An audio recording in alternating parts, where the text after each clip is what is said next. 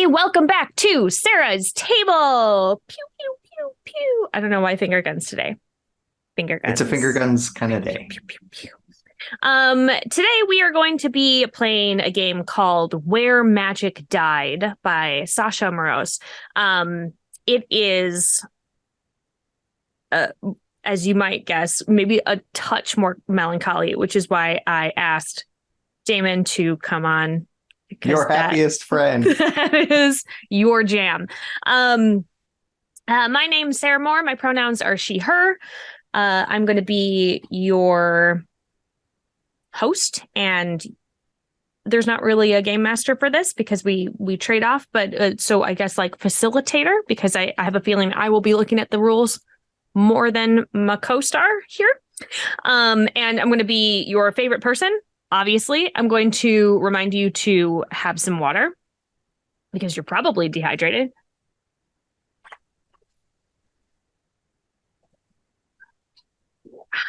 Water. Today is a pretty interesting game because you, as a team of players, will be playing the tower, an old like wizard's tower, and you are playing it after magic in the land has died out. And what happens to you? And you know, there are visitors that come in, and like, how do you affect them and how do they affect you? And I think it's a really interesting sort of framework to be playing around in.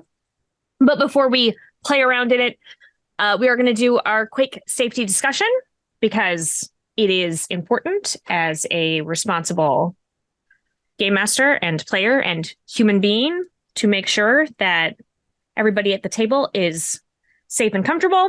And also so that you at home who are watching know what you're getting into in case you are brand new to the show.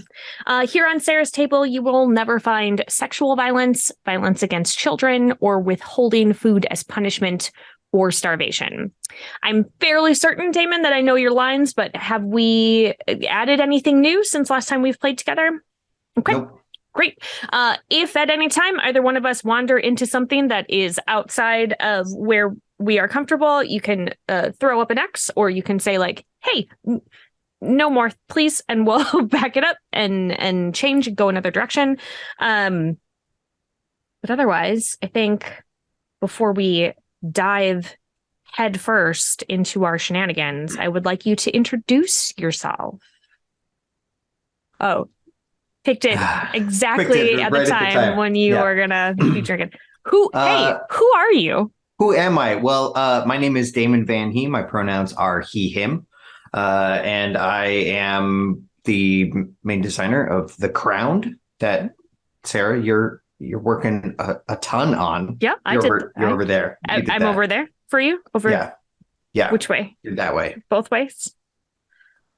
We don't know. Up ways. Up ways? Anyways, that's who I am. Oh, welcome. Yeah.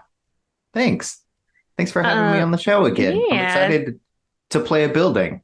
It's going to play a building. Have you played a building before? I don't think so. I have played a tower-centric game before, but we were not the tower. We were the last vestiges of people working in the tower. You were the visitors. As opposed to, well, I mean, now is your chance to be the tower and to like that's all I've ever wanted. Mess things up for people, I think. Yeah. In a new and different way. In a new and exciting way. Yeah. It's going to be good. It's going to be good being architecture. I'm sure this is exactly what Sascha Moros thought would happen when they designed this game. They were like,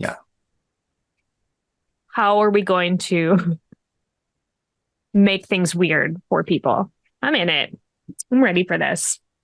There is a very short description of this game. This game is only 3 pages and a cover page.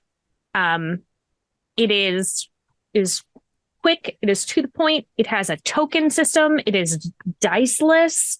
It's really just a way for you to collaboratively tell a story, which is one of my favorite things to do. So I thought, let's give it a shot. There is an illustration of what the tower could potentially look like, although we get to decide truly what it looks like when we are the tower. But there's like a little suggestion. And the description is literally just, under the weight of history, magic has died.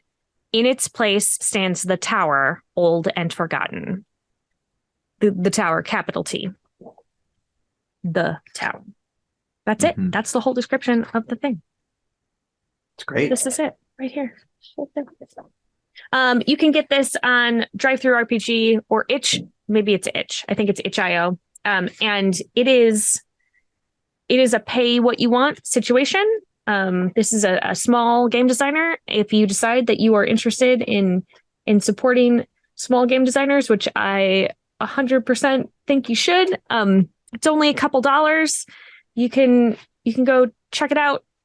It's a quick pick up and play situation that might be good for if you have a regular campaign at home, like, we need a breather from everything that's happening, or perhaps your GM needs a night off.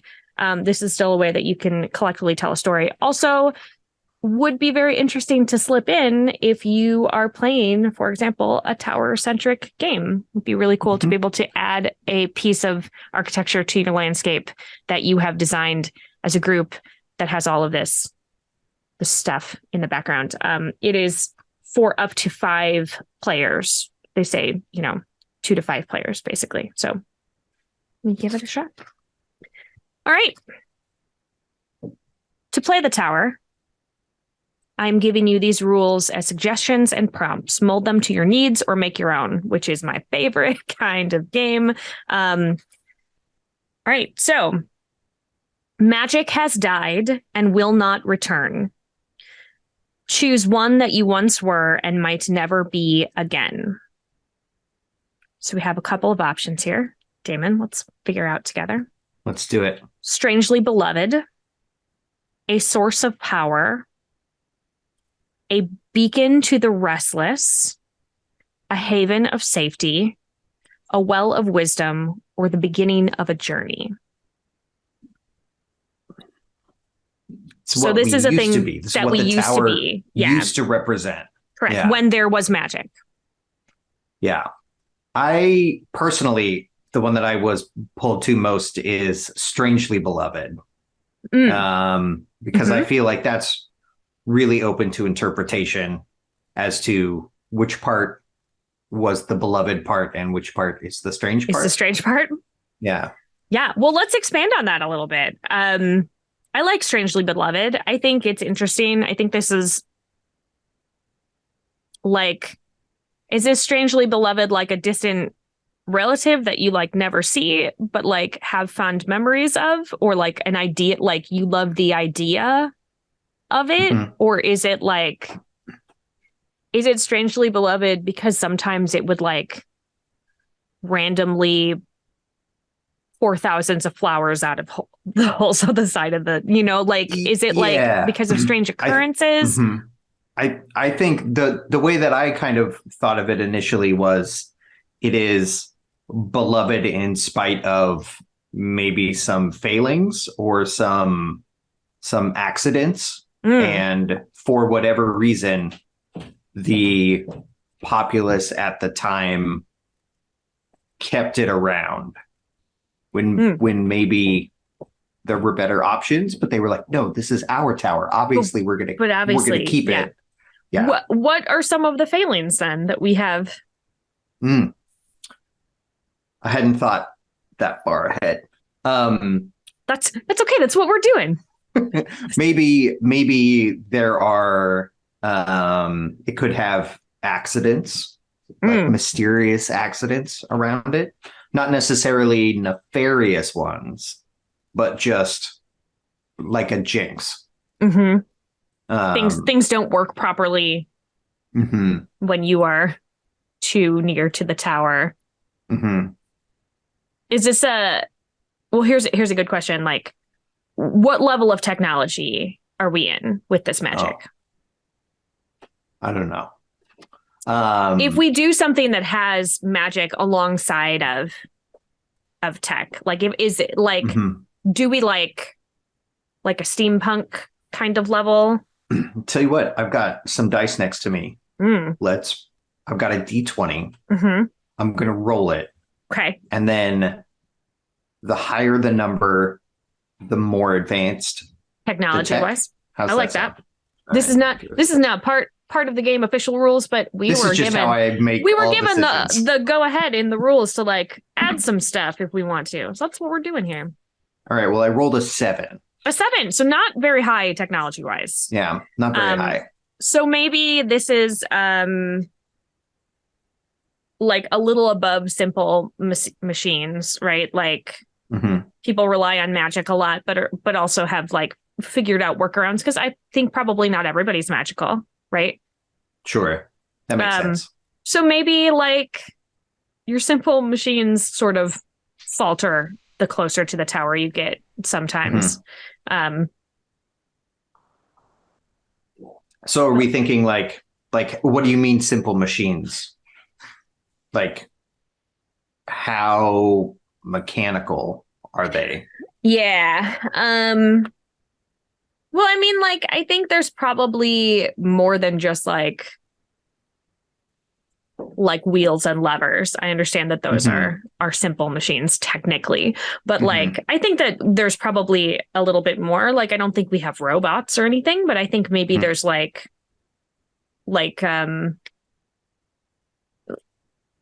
early industrial era or like further back even. Pretty early industrial era, like right on the cusp there, maybe. I think that there are like for farming, there's probably a little bit more automation. You know, we don't have tractors, but I think that it's like they've sort of in a parallel way maybe set up ways that you can just like Rube Goldberg, like turn a crank and it does a lot of things for you. And so there are like more moving parts that have been put together. And I think maybe sometimes those misbehave the closer that you are to the tower. I like that. Which is probably pretty annoying for people who are trying to like make their living. Right. But it's our tower and we're not going to change it. Right. But she's our witch. So kind of a thing. Exactly. Yeah. All right, cool. So magic has died, but the world went on. So we get to choose 2 things out of this list. Okay. Choose one that has changed and one that hasn't. So there's a bunch of things listed, and we get to choose one that used to be and then one that is still. Okay. You stand surrounded by trees. You are the tallest structure around. The voices of wildlife echo through you. Nature's wrath only ever touches you gently. You stand next to a body of clear water. The stars shine brightly in the sky. Those are really good. They are really good. I think that I would like to choose the one that hasn't changed. Okay. I think I'll choose the one that has then. Nature's wrath only ever touches you gently. I think that's still true. I think there's still something inherent about the tower that like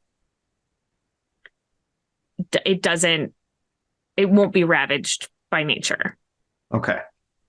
I think though I'm picking the one that has changed. And Correct. So I think I want to pick the you are the tallest structure around. So we are no longer then the tallest structure.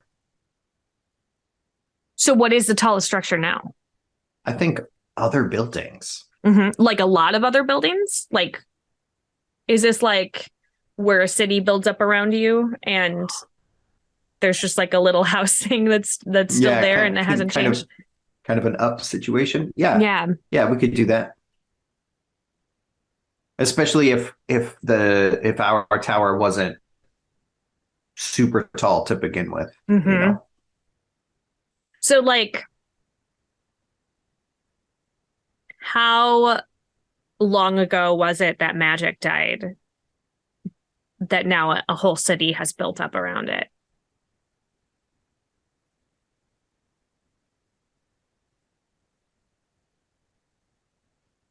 Yes. Good. I think, yeah, right. Great.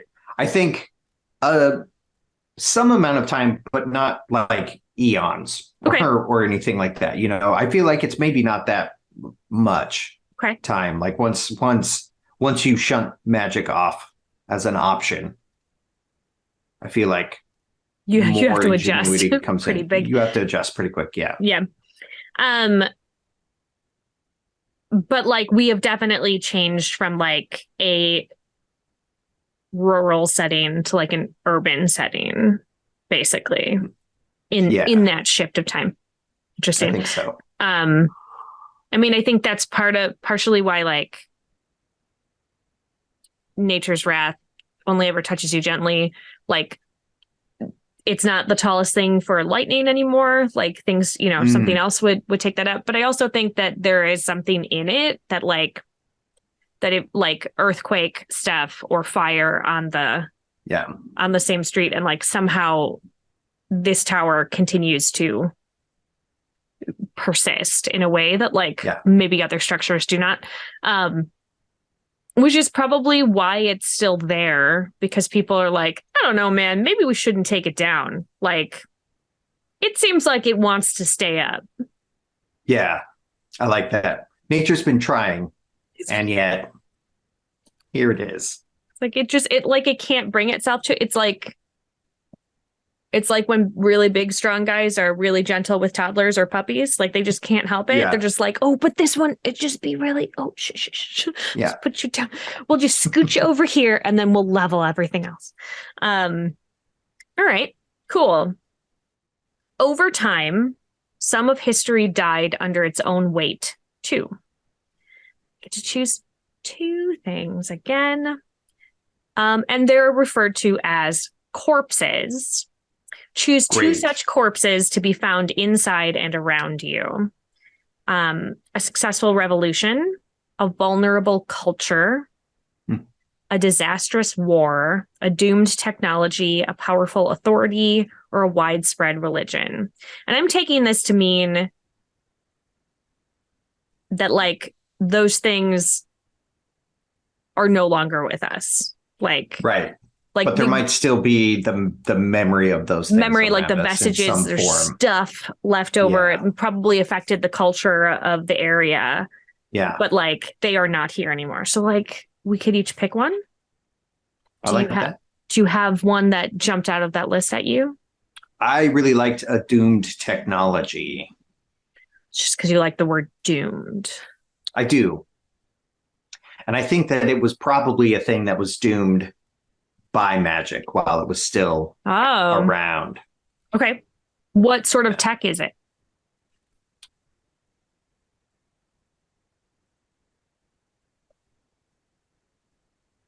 I don't know. I feel like the tower has had sort of a history that as long as magic was around, it had plenty of adversaries Mm-hmm. that fell by the wayside for various reasons. So I don't Sure. know that the specific tech necessarily matters in as much as the just the concept of the tower winning out Mm, over time is the way that I was kind of envisioning it. So maybe there's several that have sure. rolled up, trebuchets or like whatever, but then the tower persisted. Tower was like, no, thank you. No, thank you. Yeah, No. just with magic around, the tower would win. Okay. I think I'm going to choose a vulnerable culture. And I think that the culture was like, because I think that there was probably a lot more nature around um, prior to when magic was flourishing. And I think that it was probably like, I'm envisioning like a dark crystal kind of gelfling society, like a race of people who relied very heavily on magic um to be able to like survive because I think that they're probably pretty fragile creatures. And so I'm thinking that they probably like maybe lived in like a bog in the area near the tower and magic went away and they could not survive because they couldn't adapt. And so I think there's probably very few of them left.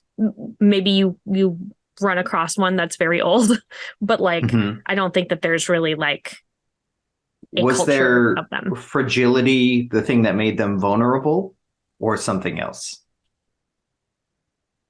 I Or think their maybe innocence, Gelfling style? yeah, I think they're probably pretty innocent, but I also think that they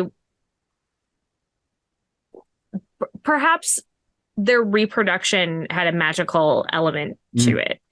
And so they can't make any more now because it needed magic in order to make it happen, like in like an asexual reproduction sort of way, that they required like this dose of magic, which is why they stayed close to the tower. Yeah, I like that. That's good. And I also think probably maybe they were seen as like they used to interact with the people in the town a lot and now have become like lore in a way that like almost in a like a leprechaun sort of like so there are still some around, and if you see one, it's supposed to be very auspicious, perhaps because there's so few left, to the point where I think probably children just don't believe that they were ever real, that they're just like they are a fairy tale of some kind. How did they interact with the tower, or did they? I think they interacted with the tower. I think that they saw it as like groundskeepers. Oh, I like that. Like they came in and like maintained it. Yeah. Which means that the tower is probably pretty overgrown at this point. Because I would bet also that like they weren't a species that was very like they didn't hang out with humans a lot. And so perhaps even two chunks of the population, they just assumed that the tower was like maintaining itself because they never had to do anything to it. And it was just like always clean, and there was no, there's no problems with it ever. And like, somehow. So I think that sort of, there were probably ones that like bucked that and would go in and interact with people, which is why there are the stories. But like, I think most of the times they sort of kept to themselves. And I see them as smaller creatures. All right. Which I'm clearly going to write a story about when we're done here today. It's just like obviously swirling around back there. But still, history went on. Choose a living force that might one day swallow you whole. Uh-oh. An ongoing revolution, a shifting culture, an eternal war, a spreading technology, an expanding authority, or a dominant religion.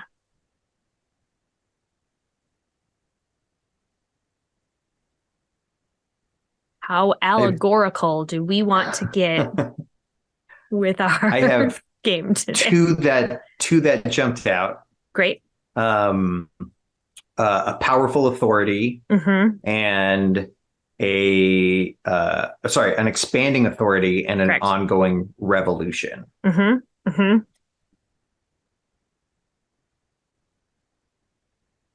These are all pretty grim.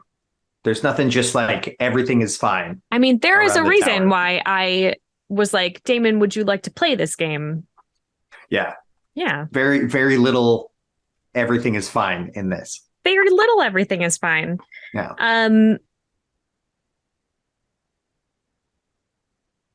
I mean, I suppose a shifting culture doesn't necessarily mean that everything is not fine, which is Sure. clearly why you skipped it. Um, so do we like the revolution or the authority? Like where, because those are basically on the opposite ends of the spectrum. Mm-hmm. Mm-hmm. I mean, I narrowed it down to two. I feel Oh, I like you see. should pick this My one. mistake. Um, Yeah. I think that an ongoing revolution is very interesting. I think it gives us a lot more places to go with the Mm-hmm. story, because it's by its nature like tumultuous, and there's going to be different factions and a bunch of different things in play. And Yeah. so I like the idea of an ongoing revolution. So what are we? Not we. We are the tower. We're fine. Mm. What are the people revolting against?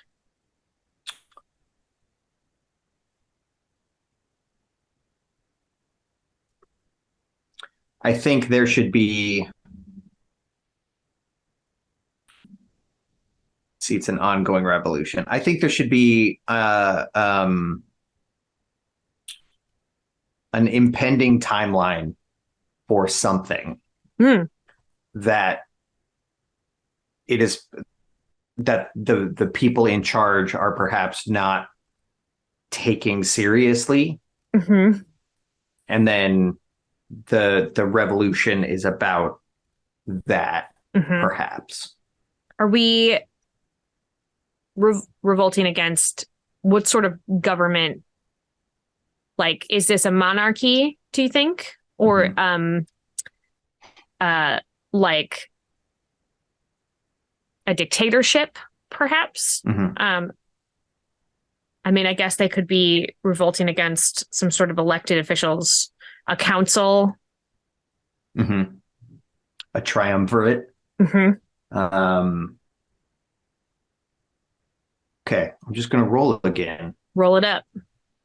We should And establish what it means prior to the roll. okay, I that's rolled a fair. 9. What does that mean? What is that? What does a nine mean? I've done my job. Okay, so I think if we get so I like monarchy. I think Mm-hmm. that's pretty good. Mm-hmm. Um, let's pick another one that it could be, and then we will roll Like to above decide. 10 or 10 and below. Yeah, Got it. or even Um, an odd or something.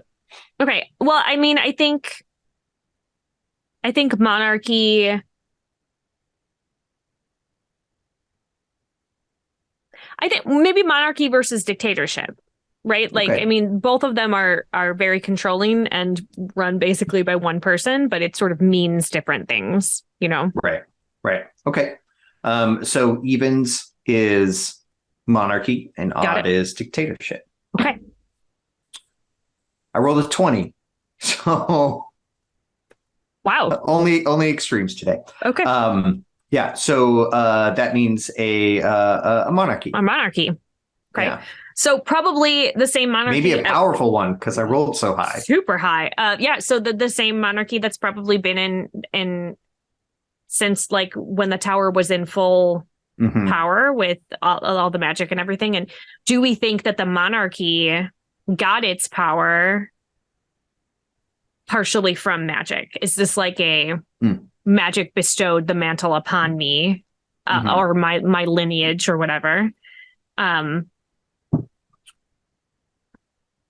It could be that the monarchy is in some way responsible for the death of magic, ooh, and that's the interesting. and the people are revolting against that. Just with having with everyone, I assume, having come to rely on it heavily. Once the monarchy causes it to die for what intentional, non-intentional, not Right. sure. Yep. But if the monarchy isn't going to course correct fast enough to take care of the people, then they would be pretty upset about things, I Yeah. would think. So does the revolution have a name? Do we think? Is there I like a think I think it does, and I think you're gonna come up with a really good one. I'm gonna say it. That makes total sense. Of Yeah, I can course. give you a countdown if that would be less stressful. That would Are not you help sure? me. You know what? Okay, I appreciate you. Um, just here to help. um, I think that I think that I will find it in a moment. Give me some time to stew on that. I'm going to explain how tokens work in this game while my brain is working on it. Because one of the things that is happening here is that there is a note that says we are to take a token whenever a move results in the force swallowing a part of the visitors or you. So like this ongoing revolution is going to affect the tower and also the visitors that are coming to the tower. And anytime the revolution squashes or swallows part of us, then we take a token. And those tokens are going to help us buy good moves. The only way to get more tokens, though, is to have bad moves happen. So Fine.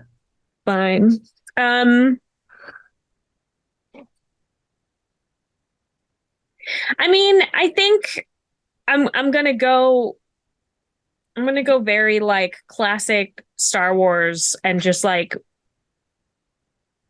be be very like, hey, we're rebelling. And so I think maybe they just call it the revolt. Maybe like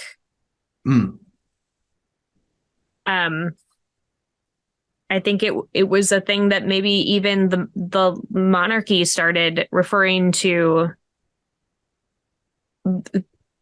those who are revolting, the revolution. And so it just like started leaking out that they were like, yeah, we are the revolt. Great. So anytime the revolt eats pieces of us, we get to take a token. All right. Also, here's some fun stuff. Visitors have come to explore us. Who are they? We have some options. We have runaway children. We have someone homeless. We have 2 exiles, or we have the hunted. I mean, I feel like either the exiles or the hunted are interesting to me. Yeah, I think both of those sound pretty good. So, do we like... I mean, I think it could be really interesting if it's the hunted, because I feel like that could be people who are hunted by either side. What sort of people would be caught in the middle of a revolt like that? Do you think perhaps that there are a very small faction of people who still have a tiny bit of control over magic?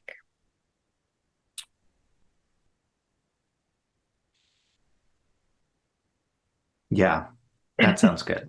Because both sides would very much want those people. So magic isn't entirely dead. It's just mostly dead. Yeah. Which means slightly alive, as we all know. Slightly alive. Yeah. Maybe it just needs to be covered in chocolate and then just like push on its stomach. Just push on its stomach a little bit. Pretty hard. That makes sense. And it'll tell you what's going on. True love, Max. True love. To Blave. Humperdinck. Also, now I need to watch that movie again. Naturally. If you don't know what we're talking about, shame on you. But go watch The Princess Bride after this. Wait. Also, have you read The Princess Bride? As opposed to just, it's so good. I have not read it. It's so good. I want Peter Falk to read it to me, though. I know. Well, I mean, I don't know that we can make that happen, but it's such a fun read because he does like chat about stuff like as he's writing it. Also, like the whole the Zoo of Death is hugely expanded. Yeah. When he goes into like they find him in the bed. There's not time in the film, obviously, but like he has to like fight his way through a crazy amount of creatures that Dumb want to kill traps. you. Yeah. Yeah, it's wild. Get back to that. Maybe on my next one that I read, maybe I'll read from The Princess Bride. Anyway, who are these hunted folk? How many are there? Let's say. How many are left in this little band that have the tiniest bit of magic left? I think it should be less than 5. Mm-hmm. All right. So like 4, that is less than 5. That is less than 5. Because I know how math works. I'm doing really good. Maker guns. Oh, they're back. They're back. Yeah, I think 4. Let's do 4.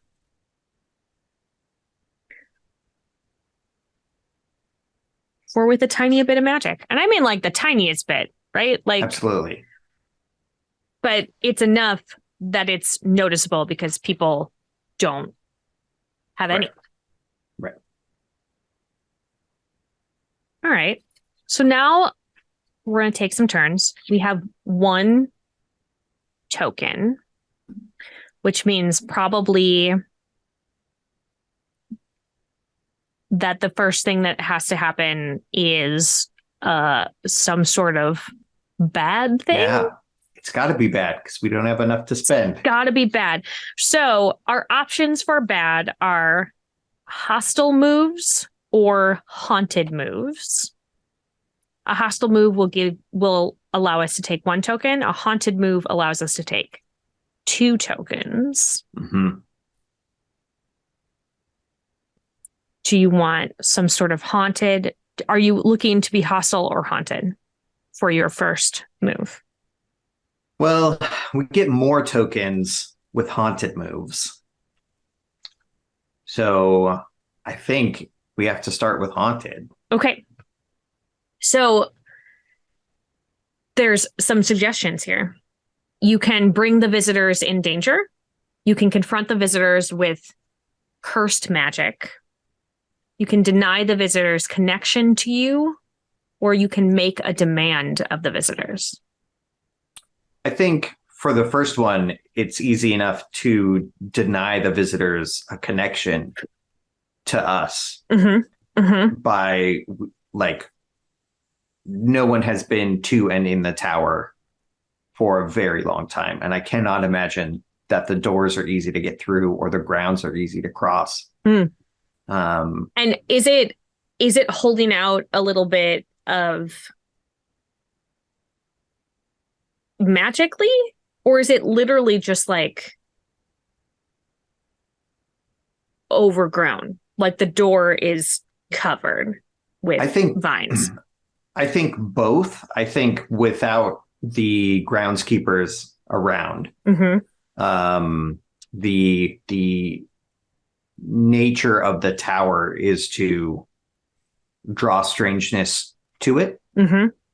And so I think it is mundanely overgrown, but the placement of those overgrowths are very specific. So easy walkways are blocked, doors are blocked, points of entry are blocked, with vines and trees and things having grown in those specific areas, right? Rather than just like a casual overgrowth. We also get to take a token whenever a move gives the visitors comforts that they did not have. Which does not sound like this one is doing. No. So how do they get in?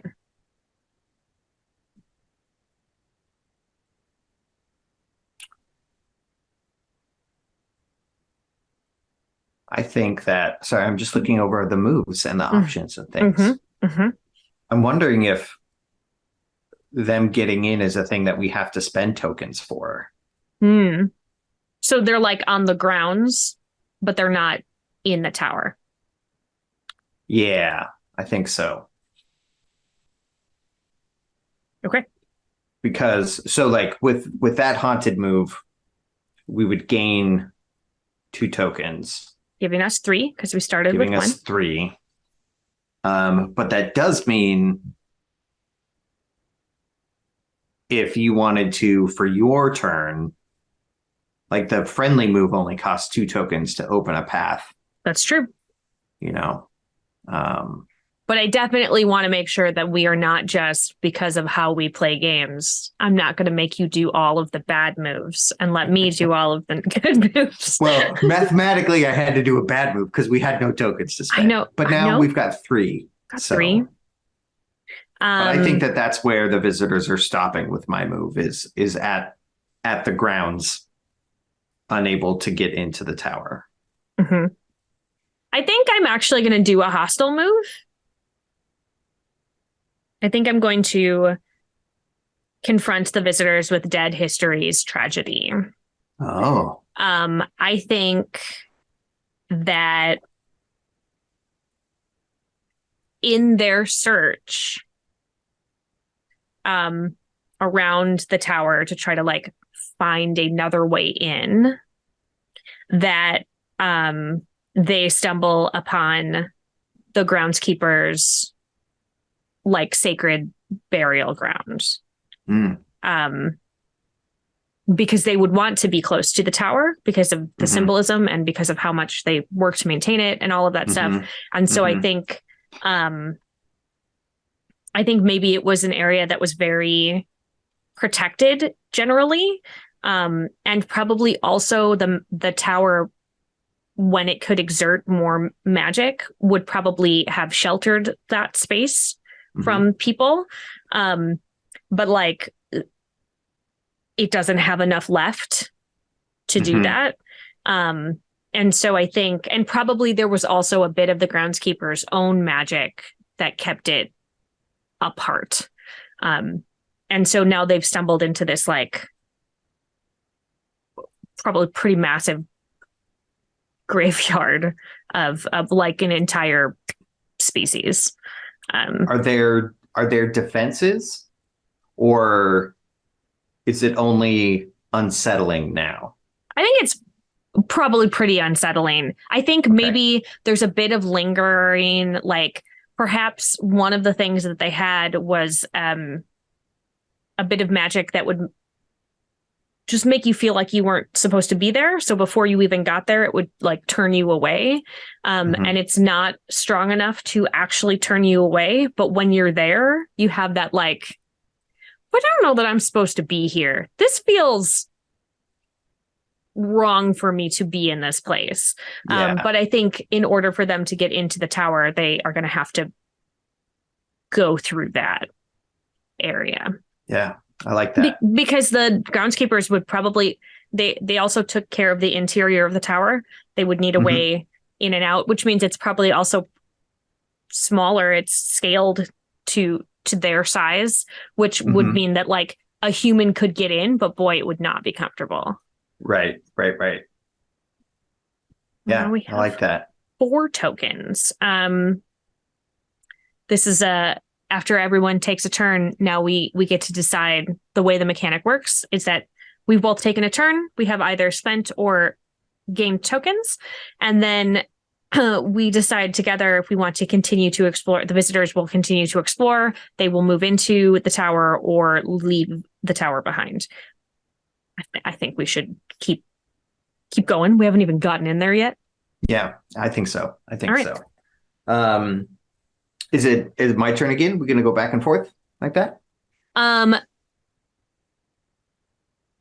Okay, so we are exploring. We are continuing to explore, and night comes, so we need to answer one of the following questions. And this is another opportunity for us to answer one. There are 4 questions, which we could theoretically use as like,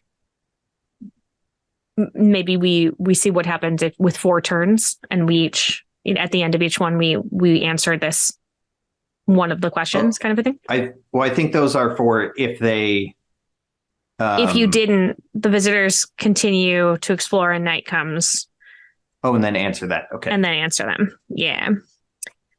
So we could spend a couple tokens to what small wonder did the visitors think they saw before sleep took them.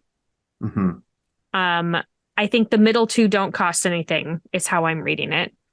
Yeah. What have the visitors brought from the outside world to endure the night? What about you? Do the visitors change to be able to sleep? Or we could gain a token. What strange occurrence disturbs the visitors' sleep? I think that even though the tower is as overgrown as it is, that the visitors chose to sleep in the last place that they found, which is these groundskeeper cemetery area. So there's probably weird stuff happening there. Yeah, and so I think I would like to gain a token as strange occurrences disturbing the visitor's sleep. I think it's given the how hard it is to get any light into this section with all of the overgrowth, that their sleep is often disturbed by little dancing motes of light across the graveyard. Sometimes they might feel it's important to follow them, and others in the group try and keep them in check, and maybe just sit down. Yeah. And so I think this first night is probably not the most restful. Not super restful. Are the moats, do you think, part of the lingering magic from the groundskeepers to keep people away from this area? Or is it something else? I was thinking it was that. Yeah. Where would it lead them were they to follow it? I think in this particular instance, because it's only a 1 token gain, not a 2 token gain, that if any of them follow it, it leads them in sort of a weird state throughout the cemetery, but ultimately doesn't harm them beyond denying them sleep, giving them strange dreams. There's just definitely a psychological draw, but not necessarily a physical danger. Without the visitors messing up and doing something weird. Is it also potentially you could get caught in a loop forever? Like a sort of like a fae. Well, at least, but at least until daylight. Daylight will release you.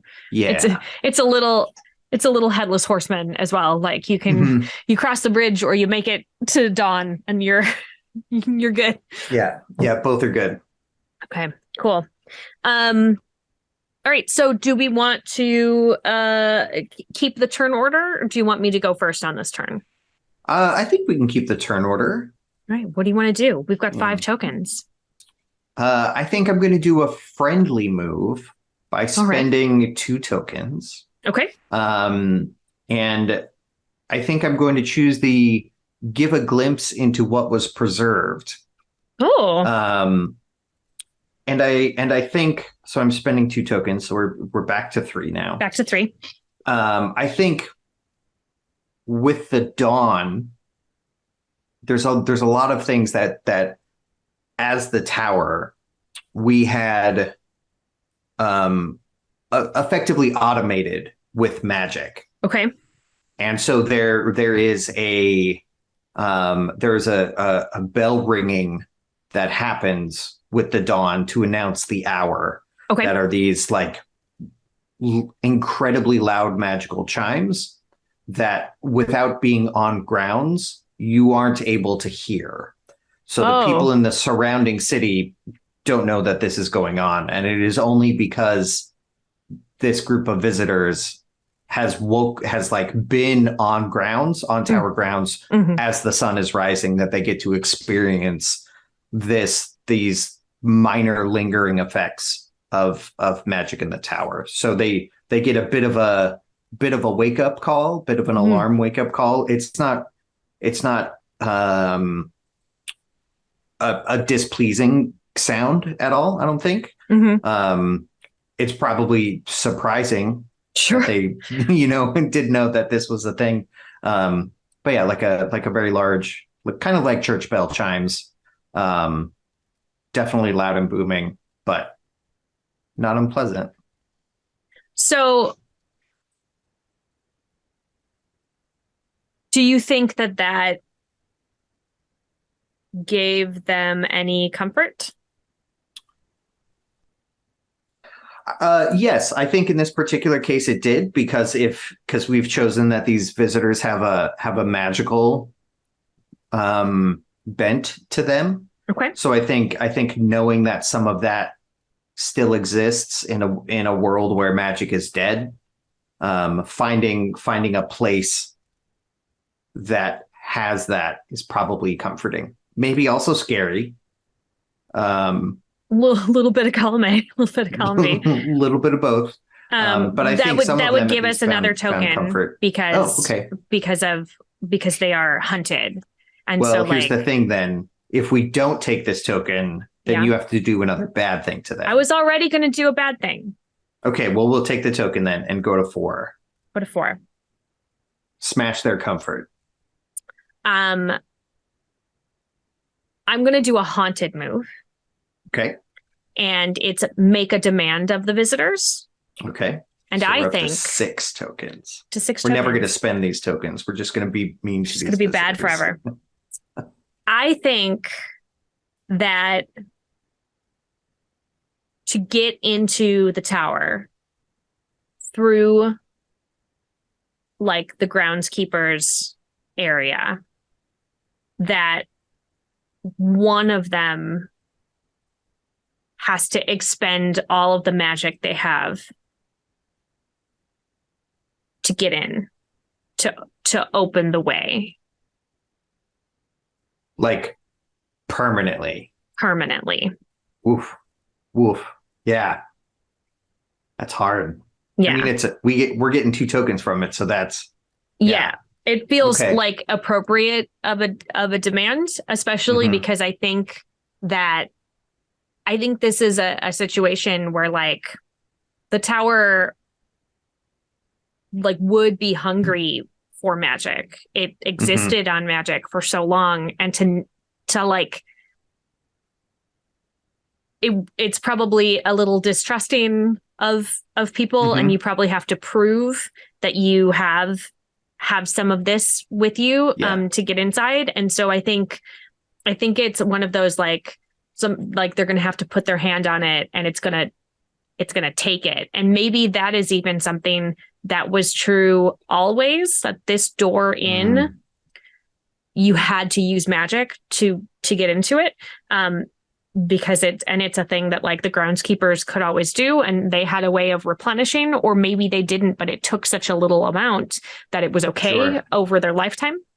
Maybe you didn't work anymore when you could no longer open the door, because it meant that the amount of magic you had left was too small. And now these humans, these people only have enough to open for one of them to open the door. And that's it. That's all that's left in them. I like that. So like one of them. And do they survive that? Can they? I think so. I think they are alive, but I think that there's no magic left. And I would imagine that would be like both a relief and incredibly difficult, because now they are of no use to either side in this revolution. So like it takes some pressure off of them, but like it was probably a part of them for so long that like, how do you there are lose that? Four visitors. 4 visitors. From oldest to youngest, who do you think burnt themselves out? I think the oldest one. Okay. I think this is Did they know the price, or is this coincidence? Mm, I feel like it would have been clear Hmm. because it is the tower making a demand of the visitors, and Mm-hmm. I think that there's enough of the magic left in the tower itself that I think like it was clear that you can come in, the price is one of you burns yourself out. And I think that this is Mm-hmm. a situation where like the oldest would probably be like, I'll make the sacrifice. I can help in other ways. And like this Mm-hmm. is something that I can do so that the three of you can potentially like continue. Okay. I like that. We are now at the end of the turn.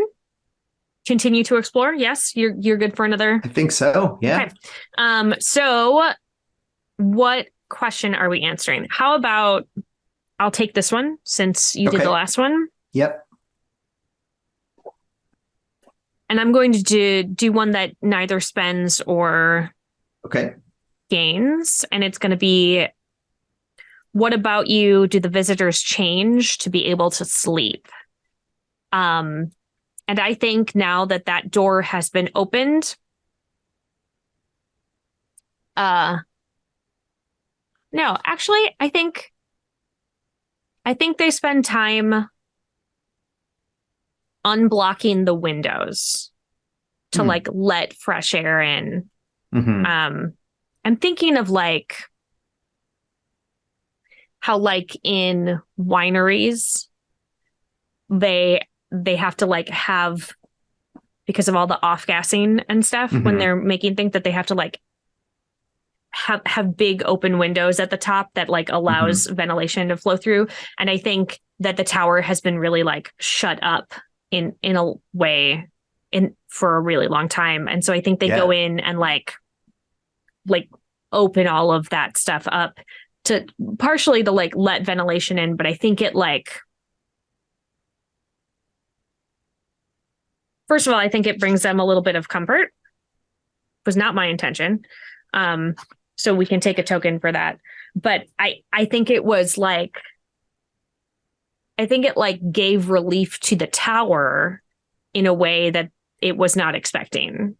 Oh, Um, okay. and so I think that like that's maybe why they feel more comfortable because the tower became more welcoming. Mm-hmm. Like it's With that like fresh air. yeah, it's like Yeah. thanking them for like opening it up. It's been stopped up for a long time. It's like getting that flow back through it. Yeah. Um okay. All Well, we've right. done two turns and all the setup. I think maybe this would be an excellent place for a bio break. Okay, great. And then we'll come back and we'll finish up our two turns. Yeah, more turns. Well, turns. Okay, so everybody go grab yourself a beverage, and maybe, I don't know, join a revolution, and then we will see you back here in a few moments. Okay, bye.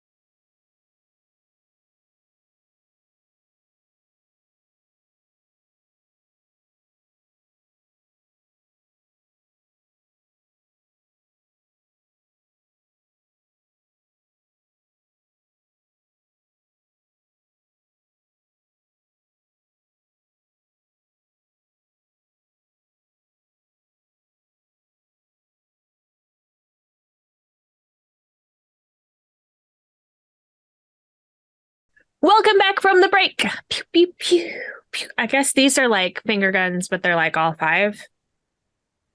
It's like extra.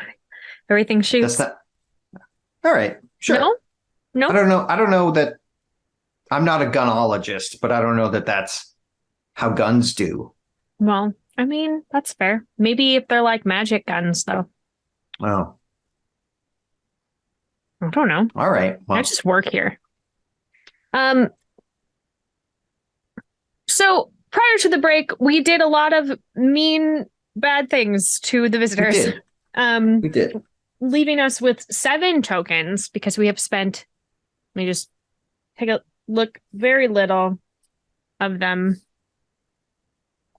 So, what would you like to do? We're back in. All right. Well, I did a friendly move for them last time, You did. but also the eldest just burnt themselves out That's in order true. to enter the tower. Correct. And so I feel like sacrifice like that should be rewarded sometimes. Yeah. So I'm gonna do a mystical move, which Ooh. is spending 4 Spending 4, tokens. leaving us with 3 Back currently. down to 3. Seem to like that 3. Yeah. And I think I'm going to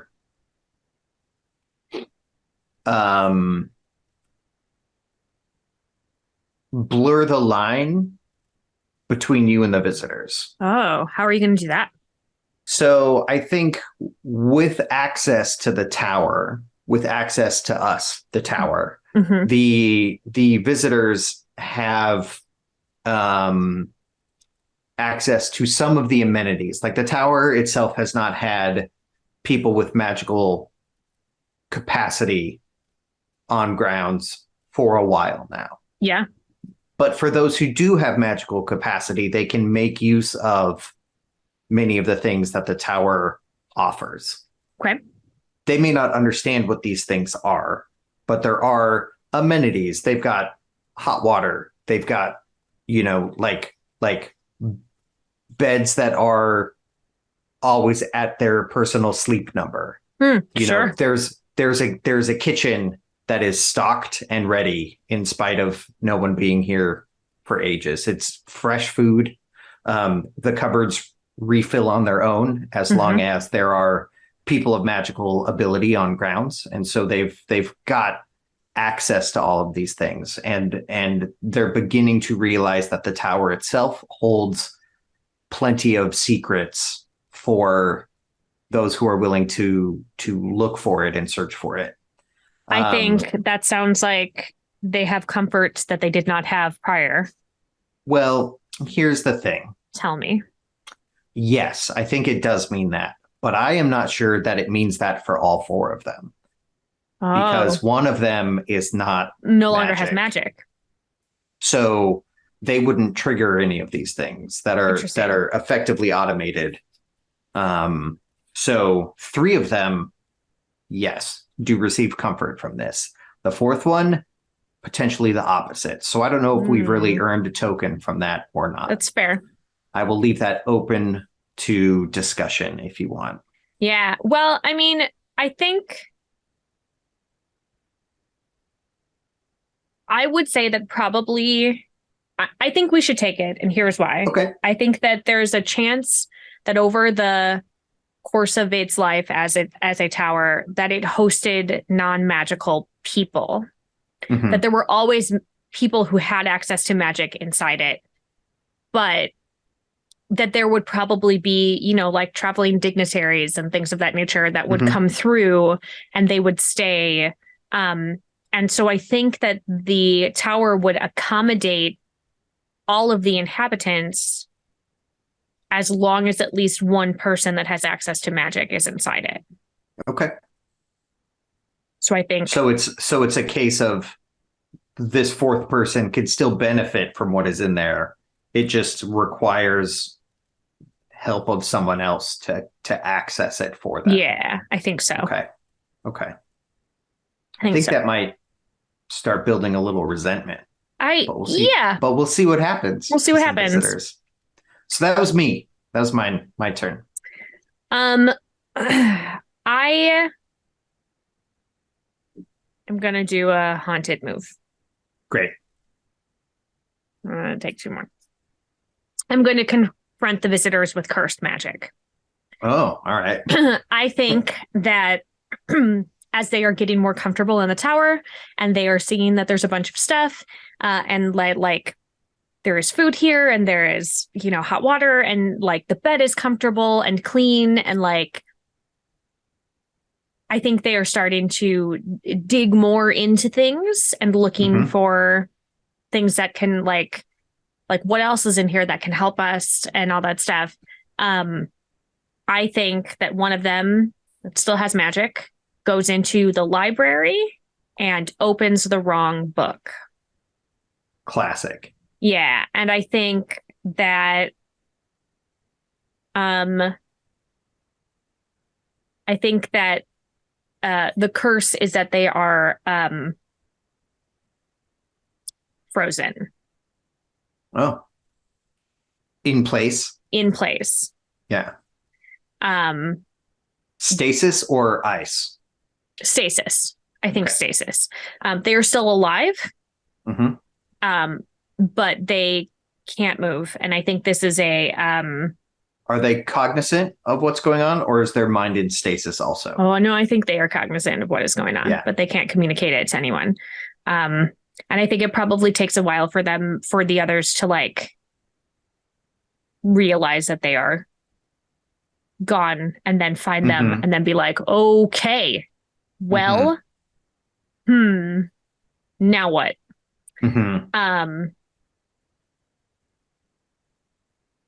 So that is where I think we're at with that.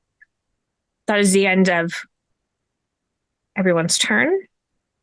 I am interested in doing, another one if you are. Let's do another turn. Let's do it. Okay, so you would get to answer a question at the end, since we are continuing. The ones that are left are: what have the visitors brought from the outside world to endure the night? Or what small wonder did the visitors think they saw before sleep took them? That one would cost 2 tokens, but we certainly have them.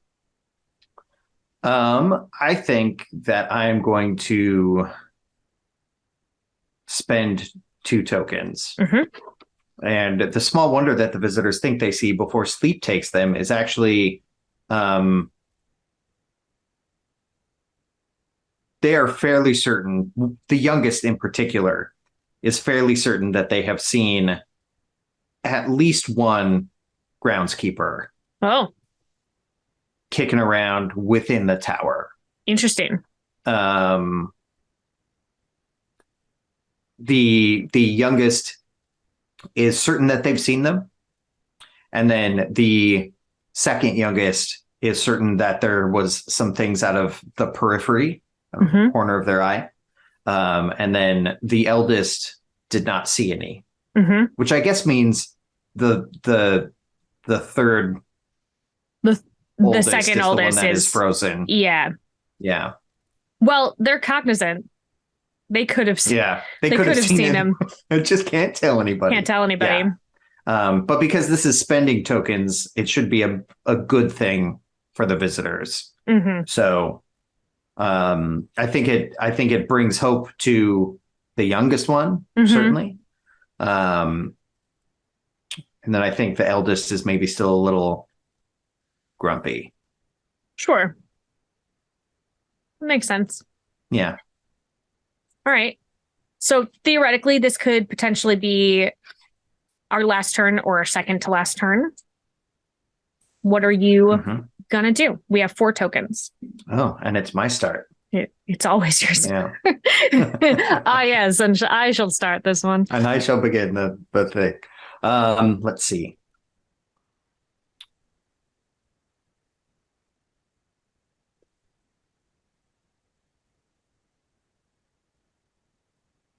I think I'm going to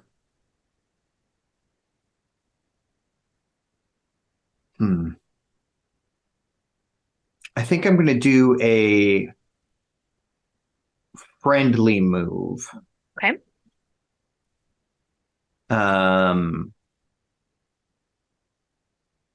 And I'm going to open a path to what appeared unreachable. Okay. And so there's a room within the tower that one of them is able to stumble into pretty well. Okay. Without much effort, but it's definitely a room that they hadn't noticed before. And I think that within this room is histories, much more up to date than they would have expected, as if perhaps the tower is the one maintaining these records. Oh, interesting.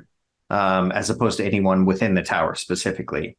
But it talks of the process and birth of magic, and how people with even the smallest of sparks can tap into what is there. And so I think for these visitors, they have spent a long time thinking that they are isolated and without help or path forward.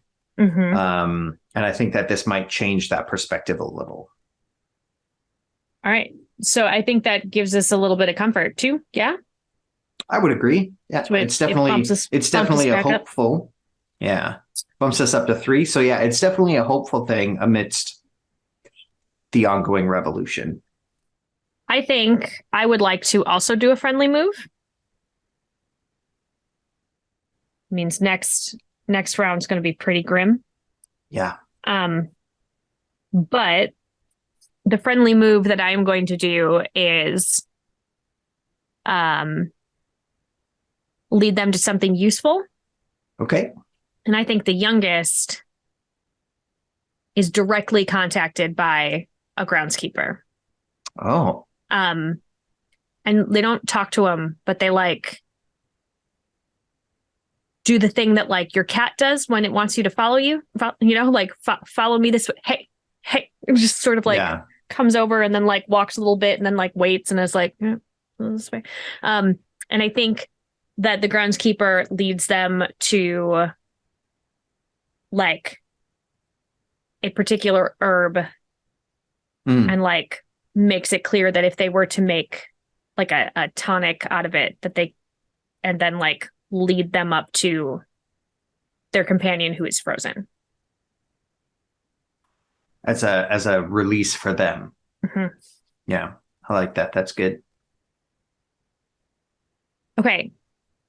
So the question that is left, do you want to do one more round before we decide whether they stay or leave, or do you want to? Yeah, let's do one more so we can answer all the questions and then jam through the next round. What have the visitors brought from the outside world to endure the night? I mean, I think they're getting more and more comfortable here, but I also think that they have been spending a lot of their years being hunted, and so it's probably pretty hard to sleep comfortably, even if it's been a couple nights of respite. And I think they each have a comfort item that is like the vestiges of their former life where they were happy and safe. And I think that these people are not all, they are found family as opposed to like blood family. And so I think that they are all ties to their previous, something from a family member that they have, that brings them comfort when they hold it. Which means I guess that it's comfort. So now we're back up to 2. All right, last turn. Okay. What are your thoughts? I'm gonna do a haunted move. And I'm going to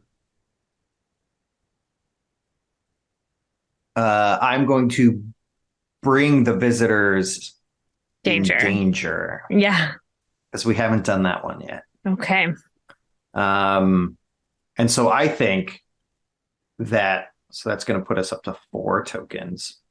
So I think that the the awakening of the grounds, or rather the re-triggering of some of the automation in the grounds, has kicked into overdrive the fact that nature can't really get to the tower. And so the terrain outside that had blocked a lot of entry to the tower and to the grounds has begun to recede now that people with magic are within the tower again, which under normal circumstances would be great and a thing to rejoice. But the fact that we are now in the middle of a city, that means people can get to it. The people are noticing that things in the tower are changing, and the trees and the thorns are receding. And so probably people of both sides of the revolution are noticing that the jig is up. Okay. I'm going to do a mystical move. I'm going to spend our 4 tokens. Yeah. And I am going to give the visitors what they will never understand. Which is like a pretty heavy burden, I think. But lightning powers. Yeah. Ta-da! I'm going to turn them all into animals. No. I think that the tower amplifies everybody's magic. I think that it, like, they had found the histories, and they had found that the tower had been maintaining, like, this is how magic started, and like anybody with a tiny spark can learn how to use it and nurture it. And like, I think the tower is trying to reawaken magic in the world at large. And so I think that the tower, like, gives everybody like a boost. I think even the one that had burned himself out, because he's been there helping maintain the tower. And I think it's like a in-service kind of like, y'all are my chance to get back into the world kind of a thing. And so I think it like, and I think it shows up as a mark on their body somewhere that like, it was probably also, even though this is a good move, I think it was probably also pretty painful. Like, it just like changed their physiology in a way.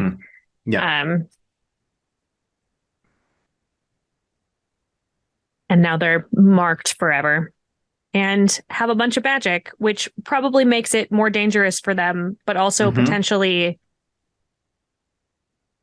has a way of like moving forward. Yeah. So with that in mind, do we think the visitors permanently move into the tower? Or do we think they flee and leave the tower behind? My vote is for staying. Because this feels like a symbiotic situation. And I think that they might realize that they won't have access to this new stuff without outside the of the tower. And the tower is also vulnerable again. It so needs there's some amount of responsibility as well. Okay, so if the visitors move into you, answer at least one question each. So there are a couple of questions here. What shadow will always linger throughout their daily life? How do the visitors deal with the living force? Do they stay forever? Who leaves and when? One day new visitors arrived. How are they treated? And which part of you will they never find? Oh, I like all of these. Do you want to just go down the row? Sure. It says answer at least one. Okay, so I think the first one I'd like to take. Okay. What shadow will always linger throughout their daily life? And I think that fourth person, the one who burnt themselves out, is just never very good at anything.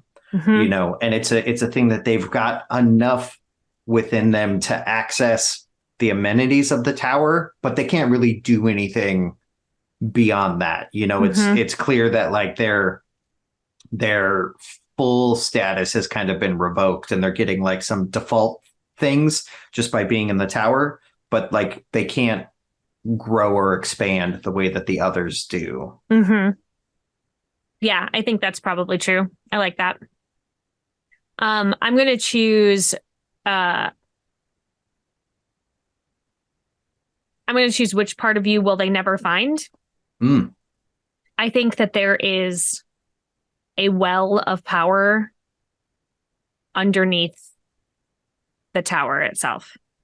Mm-hmm. Um, that's probably incredibly hard to access unless you are one of the very small groundskeepers. Like even for Mm-hmm. groundskeepers, it's probably like it was reserved for like the youngins kind of a thing. Mm-hmm. Um, and I think that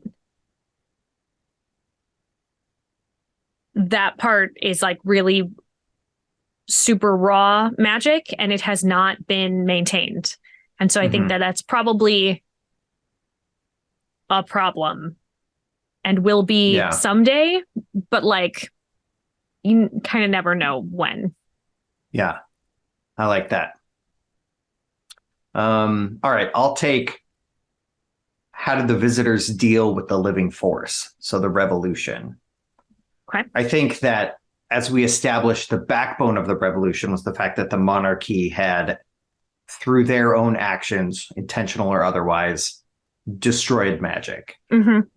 And so, with the tower awakening, with people inside who clearly are magicians in some capacity, Mm-hmm. there is a shift to the revolt in general because the revolutionaries were unhappy with the way the monarchy course corrected with in the face of no magic whatsoever. Mm-hmm. And so now that there is some magic, without all of that even getting resolved, there's just kind of a new direction to point a lot of that animosity towards. Mm. And so I feel like there's a bit of a shift from both sides of the both monarchy and the revolt, um, to shift some of that animosity towards the tower itself Mm. for their own reasons, Yeah. but that does take the heat off of them going after each other. Mm-hmm. So it's the living force is of the revolt is moving towards the tower and definitely encompassing the tower with a lot of the politics, I think. Yeah. Which just makes it messy. Mm-hmm. I'm going to take one day new visitors arrived and how are they treated? I think that word is getting out. And I think slowly people are discovering that maybe the thing that they have thought they were just very good at is actually like using a tiny bit of magic. And they are like making pilgrimages to the tower, basically, to be like, I'm not sure if this is true, but like people to come to be tested to see if they have any little spark of magic. Mm-hmm. And if they do, like petitioning to stay and like try to learn what they're doing and how to nurture that. And so I think that like slowly their numbers are growing very slowly. Mm-hmm. And I think that the tower, because of its inherent nature, I think there's somehow always enough room for a new like applicant if they are accepted in. Yeah. I like that. All right, so I'll take the last one. Do they then. stay forever? Who Do leaves they stay and when? forever? Who leaves and when? Okay, so the answer is sort of. Mm-hmm. So we've got the four visitors. The youngest, the one who was the first to see the groundskeepers, They stay until their death, which Okay. I'm picturing as many, many years later. Potentially, there's even some are they like life extending. extension? Mm-hmm. Yeah, not a lot, but maybe like definitely less than like 150, but like spry at 100 Yeah, kind of thing. longer than a regular human lifespan should be. Right, right. And I think that they bring a lot of people into the tower. They teach a lot of people. I feel like they're big on the nature of magic and the philosophy behind its functionality and how it interconnects with the world around it. I think the second oldest, second youngest, next one up in next age. one up. Next one up in age. Visitor two. Visitor two stays until they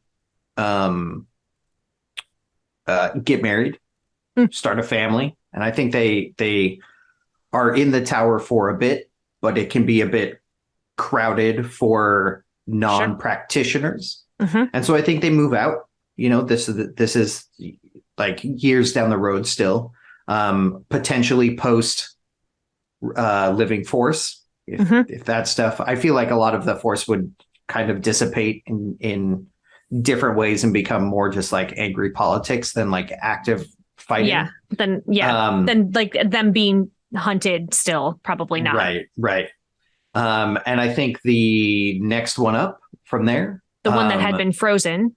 The one that had been frozen stays also for a long time with the youngest and stays until their death, but they take the much more studious approach to magic and a much more regimented scientific angle. Stop opening books. Like last time you opened a book. Books. But it's going to make them want to open more books. I know. What happens when I open this one? Books are portals to other worlds, except for that book, which is actually a portal to another world. Whoops.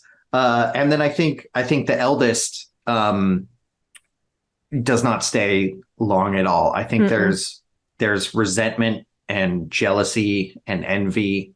And it gets to the point that even though they have gone through so much together, it is like, too hard to watch the changes and the growth around them. Yeah. And so I feel like they leave. And probably leave like far, like leave, maybe even leave the city. Like they're just like done over here. Yeah. Like, whereas I think the visitor two who got married and left the tower, they're probably still fairly close proximity wise. Yeah. So they probably come back periodically. Yeah. Just don't live there. Yeah. I also think that with magic reawakening and things happening, that perhaps there has been the birth of a new groundskeeper. Like, yeah, they're not nearly as prolific as they used to be, but like suddenly there is a new one. Yeah. That they notice. Like, I like that. Well, that's new. That's definitely new. And so, maybe if magic is reawakening a bit, that like it's also maybe and probably the new groundskeeper is changed and adapted in a new way to like what to is make it obvious that it's a new one and not a That's great. I love that. We did it. That was the tower, or where magic died. That one. That was really good. By Sascha Moros. Go get it. It's only a couple of dollars, and it's a really fun storytelling situation. Yeah. We've done a couple of these. This is the second one that you and I have done together on this show. This kind of cooperative story building game. I really enjoy them. Me too. I don't know how I would like them with a larger group. I mean, you and I have done a lot of cooperative story building over the years together anyways. Yeah. It might, I don't know, might be an interesting thing with like a full table of 5. Yeah. Interesting because like, I feel like we sort of took the approach of like, okay, well, there are the 4 questions there. So like maybe we have 5 turns so that 4, we answer 4 questions. Like, but with more things, with like people. more folk at the table, like there's going to be way more moves because everybody gets a turn. Yeah, yeah. So I Um, mean, if we had still done the four turn, I mean, there would have been four times as many, you know, like good things and bad and things bad that things, that yeah, have and happened to also these four people. like things would have to be necessarily like reused. We didn't end up reusing any of them, Hmm. but and mainly I think that was just because it was like, well, we haven't done this yet. Let's see what we can do with this thing, kind of a thing. Hmm. But Hmm. if we had five people at the table, everybody taking a turn, and we did five turns, like Yeah, we'd be making demands of the visitors a bunch. I would, people would, you'd yeah. have to come back in and do stuff. And I think it has the potential to be like a lot more tragic, but also kind of amazing for the visitors because of how Hmm. how big everything is each turn. Like We could have each of explored those are so days, much. right? Yeah, Each a day. Like, oh my God, there'd be so much happening in that day. Um, yeah. yeah, I don't know. It might make things muddy and difficult. I feel like I mean, I think with with two, any of this style of game, like if you've got the people at your table that are into cooperative story building like this, you're going to have a great time. yeah, Like no matter how many people you've got going. yeah. Yeah. But everybody has to buy in, or I think it would be pretty Right. difficult. All right. Well, let's do our I mean, we sort of started it, but like, do you have any moments of gratitude in here? Yeah, I normally this it's a I in this case I want to give a moment of gratitude to Sascha Moros for writing this Yeah. because it was fun and neat and getting to play a building is cool. Yeah. Um, yeah, I enjoyed that aspect very much. It was just like a fun, very approachable game. Yeah. Um, yeah, I know those normally go to the other players, but Yeah. whatever. That's Writer this yeah. time. Yeah. Writer's time. Yeah. I also think it's like a really cool.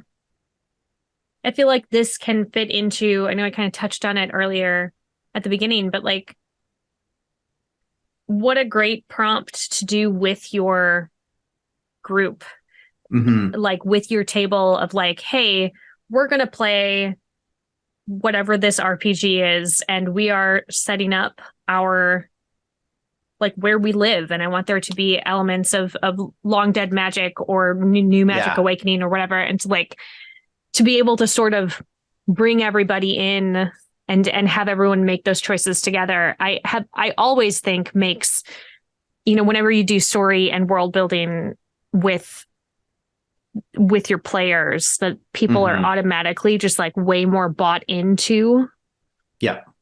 the system and Yeah, the game. absolutely. This would make a great attachment to any game Yeah. really that you were running. That was going to be like city focused or building focused or even just like the next arc of whatever long campaign you're running. You're like, hey, we're going to go into a city at some point and like let's determine a little bit about this before we all get there. Yeah. I really enjoyed it. It was really Yeah, fun. me too. Hey, It's thank you good. for playing. I have Thanks for gratitude that having me. you said it would be that you were willing to hop on at a sort of a last minute situation and play this game.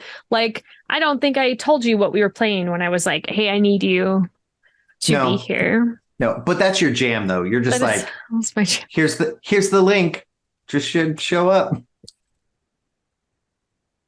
Yay. It's a good strategy though. I gotta admit. People show Good up, they're strategy. curious. What are we Yeah. doing? We Yeah. don't know. Yeah. Who knows? This Who link could be knows? anything. Don't click on, as I have said before, don't click on any link that is sent to you. But like you can click on the links that are sent from me. Hmm.